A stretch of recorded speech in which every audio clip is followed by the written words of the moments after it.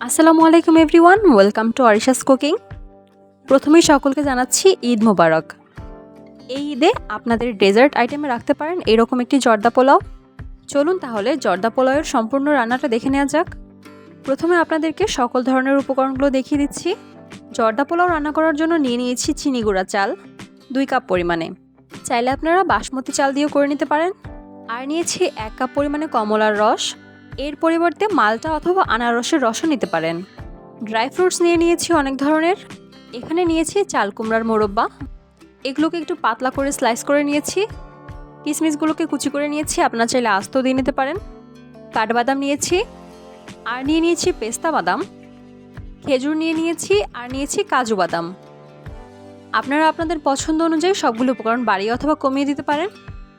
এখানে নিয়ে নিয়েছি গার্নিশিংয়ের জন্য বেবি সুইটস, এগুলো আমি বাসায় তৈরি করে নিয়েছি। রেসিপি লাগলে অবশ্যই কমেন্ট করে জানাবেন। দেখতে পাচ্ছেন ঠিক কতটা পরিমাণে সফট হয়েছে। এবার মূল রান্নায় চলে যাওয়া যাক। একটা কড়াইতে পর্যাপ্ত পরিমাণে পানি নিয়ে নিয়েছি, আর তার মধ্যে দিয়ে দিচ্ছি পাউডার ফুড কালার। আপনারা চাইলে লিকুইড ফুড কালারও ব্যবহার করতে পারেন। পাউডারগুলোকে পানির সাথে ভালো করে মিশিয়ে চুলা জ্বালিয়ে দিচ্ছি। একদম হাই ফ্লেমে রেখে পানিটাকে ভালো করে ফুটিয়ে নিতে হবে। পানিটাতে ভালো করে বলক এসে পড়লে পোলাওর চালগুলো দিয়ে দিচ্ছি। এই চালগুলোকে 20 মিনিট ভিজিয়ে রেখে ভালো করে ঝরা দিয়ে রেখেছিলাম। এবার চালগুলোকে 80% মতো সেদ্ধ করে নেব। চালগুলোকে সম্পূর্ণ ফুটিয়ে নেওয়ার কোনো প্রয়োজন নেই। চালগুলো ভেতরে হালকা শক্ত থাকতে চালগুলোকে নামিয়ে নিতে হবে। দেখেন চালগুলো যখন ঠিক এরকম পর্যায়ে চলে আসবে তখন চালগুলোকে নামিয়ে নেব এবং পানি দিয়ে একবার ভালো করে ধুয়ে নিয়ে এটিকে ঝরা দিয়ে রাখছি।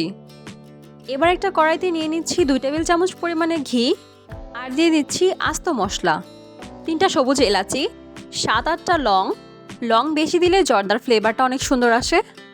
আর দিচ্ছি 1.5 ইঞ্চি সাইজের একটা দারচিনি, একটা তেজপাতা। এবার চাল কুমড়ার মোরব্বা বাদ দিয়ে বাকি সব ড্রাই ফ্রুটসগুলো দিয়ে দেব। মোরব্বাটা আমরা একদম রান্নার শেষে ব্যবহার করব।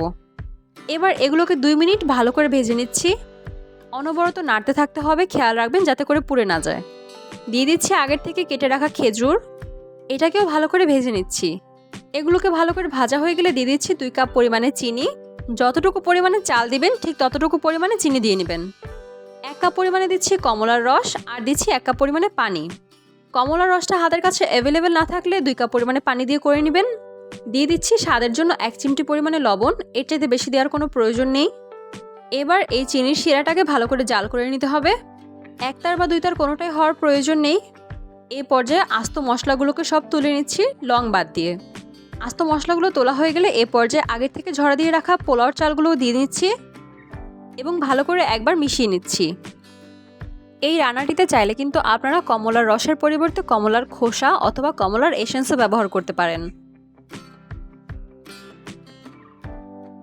পোলাওয়ের চালগুলো যখন এরকম ফুটতে শুরু করবে তখন এটিকে একটু নাড়তে থাকতে হবে, নাহলে তলা থেকে লেগে যেতে পারে। যখন দেখবেন সম্পূর্ণ পানি টেনে এসেছে সেই পর্যায়ে দিয়ে দিচ্ছি 1 টেবিল চামচ পরিমাণে ঘি। চাইলে আপনারা ঘিয়ের পরিমাণটা আরেকটু বাড়িয়েও দিতে পারেন। আর দিয়ে দিচ্ছি আগের থেকে কেটে রাখা চাল কুমড়ার মোরব্বা। চাইলে আপনারা আরেকবার ড্রাই ফ্রুটসও দিয়ে নিতে পারেন এর উপর থেকে। এবার এটিকে ঢেকে রাখছি। কিছুক্ষণ পরে ঢাকনা তুলে দেখে নিচ্ছি চালগুলো সেদ্ধ হয়েছে কিনা। চালগুলো যদি একদম পারফেক্ট নরম হয়ে যায় তখন এটিকে নামিয়ে সার্ভ করে নেবেন। আর যদি মনে হয় চালগুলো এখনও শক্ত আছে তাহলে আরেকটু সময় দমে রেখে দিবেন। দেখতে পাচ্ছেন এই পোলাওর চালগুলো একদম সিদ্ধ হয়ে গিয়েছে। এই তো আমাদের জর্দা পোলাও রেসিপিটা একদম তৈরি। রেসিপিটা কেমন লাগলো অবশ্যই কমেন্ট করে জানাবেন। ভালো লাগলে রেসিপিটা শেয়ার করে দিবেন। এখন পর্যন্ত আমার চ্যানেলটিকে সাবস্ক্রাইব না করে থাকলে এখনই করে দিন। বেল আইকন ক্লিক করতে ভুলবেন না নতুন নতুন রেসিপির আপডেট সবার আগে পাওয়ার জন্য। Thanks for watching. আল্লাহ হাফেজ।